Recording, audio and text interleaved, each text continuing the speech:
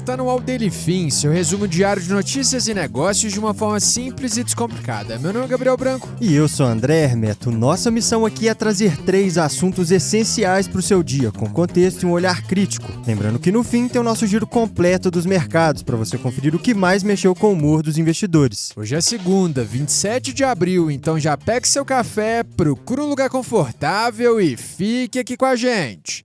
Entre os destaques desse episódio na seção Empresas, Spotify revela seus artistas, álbuns e músicas mais tocados da história. Em mundo, Trump é retirado às pressas de jantar em hotel após atirador abrir fogo. Já no Brasil, Estados Unidos podem impor novo tarifaço de 30% sobre o nosso país. Muita coisa importante pra gente conversar hoje, então já fica ligado e bora pra primeira notícia.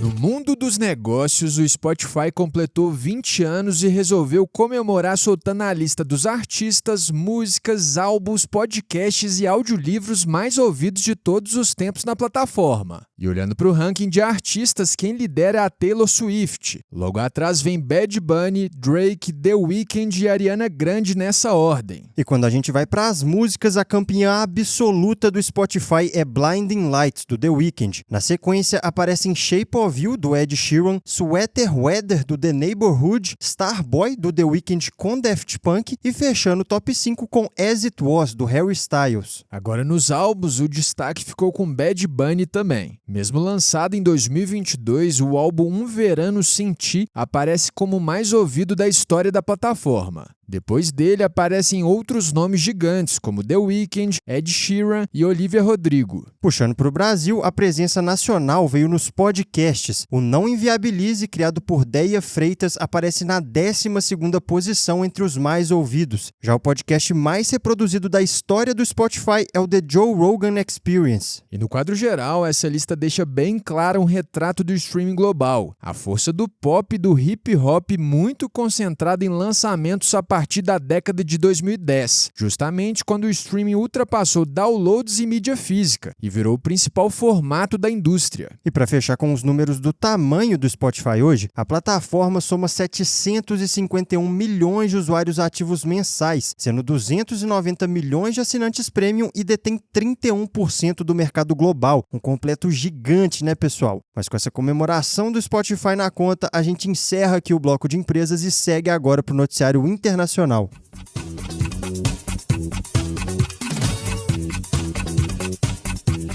Agora no bloco internacional rolou um susto grande em Washington. Na noite desse sábado, dia 25, o presidente americano Donald Trump foi retirado às pressas de um jantar com jornalistas depois de um tiroteio no local. O evento anual acontecia no hotel Washington Hilton, perto da Casa Branca, e reunia mais de 2.000 convidados. E não era pouca gente importante por lá não, Branco. Além do Trump, estavam o vice-presidente J.D. Vance, a primeira-dama Melania Trump e o secretário Marco Rubio. Todos eles foram retirados em segurança. E aí vem a pergunta óbvia, como foi que isso aconteceu? O atirador tentou invadir o salão e carregava uma espingarda, uma pistola e facas. E no meio da confusão foram disparados entre 5 e 8 tiros. Um agente chegou a ser atingido, mas estava com colete à prova de balas. E teve até vídeo. Um conteúdo divulgado pelo próprio Trump mostra o momento em que um homem corre por um corredor onde já havia agentes de segurança. Ou seja, foi tudo bem perto e num evento gigantesco. Agora sobre o suspeito, a identificação aponta para Cole Thomas Allen, de 31 anos, morador da Califórnia. E o perfil chama atenção. Ele é professor, já recebeu o prêmio de professor do mês e também atuava como desenvolvedor de jogos. Um outro detalhe no histórico dele é que em 2024, Allen fez uma doação de $25 ao Partido Democrata para a candidatura de Kamala Harris à presidência. De acordo com a investigação, ele era hóspede do próprio hotel onde o jantar acontecia. Segundo Trump, ele agiu sozinho como um lobo solitário, e o republicano ainda o chamou de pessoa muito doente. Depois do incidente, vários líderes globais prestaram solidariedade ao Trump, incluindo o presidente Lula.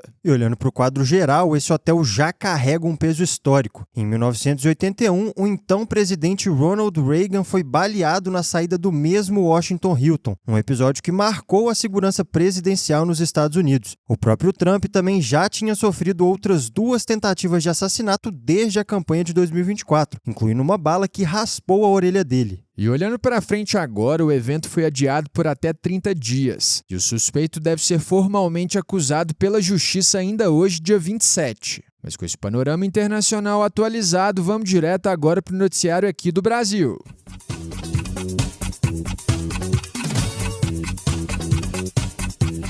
Começando o bloco nacional, os Estados Unidos podem preparar um novo tarifaço contra o Brasil e outros países. Segundo a CNN, a Casa Branca estaria desenhando uma nova rodada de tarifas. E no caso dos produtos brasileiros, a alíquota deve ficar em torno de 30%.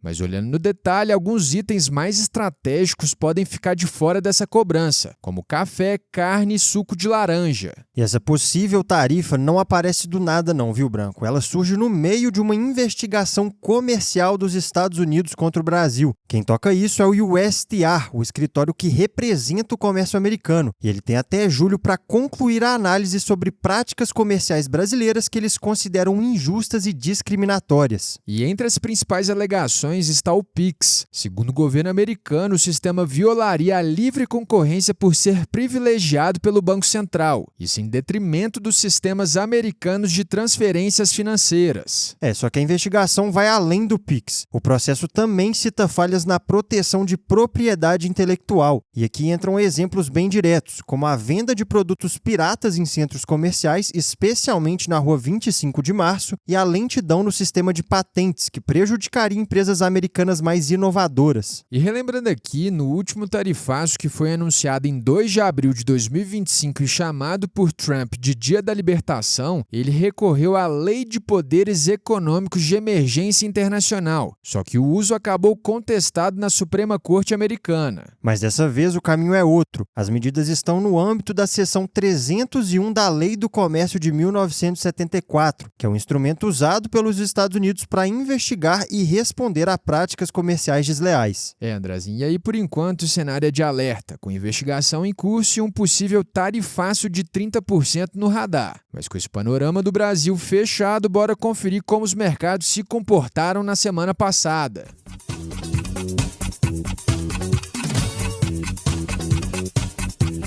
No fechamento dos mercados do Daily Fin, a gente começa pelo exterior. Na última semana, em Nova York, o S&P 500 subiu 0,55%, enquanto o Nasdaq avançou 1,50%, ambos renovando seus recordes históricos. Por lá, os mercados reagiram positivamente a 2 fatores principais: a extensão do cessar-fogo entre Israel e Líbano por mais 3 semanas e a prorrogação por prazo indefinido do cessar-fogo entre Estados Unidos e Irã, até que os iranianos apresentem uma proposta unificada de paz. Ainda assim, o Estreito de Hormuz permanece fechado, e com isso o petróleo Brent voltou a passar dos $100 por barril, fechando a semana em alta de 16% a $105,33. No campo corporativo, a temporada de resultados também ajudou o bom humor em Wall Street. Até agora, 137 empresas do S&P 500 divulgaram os números do primeiro trimestre, com 79% delas superando as estimativas de lucro. Entre os destaques, a Intel, gigante de semicondutores, subiu 20,54% na semana, isso após divulgar resultados acima das expectativas. No Brasil, o movimento foi na contramão. Investidores estrangeiros retiraram R$3 bilhões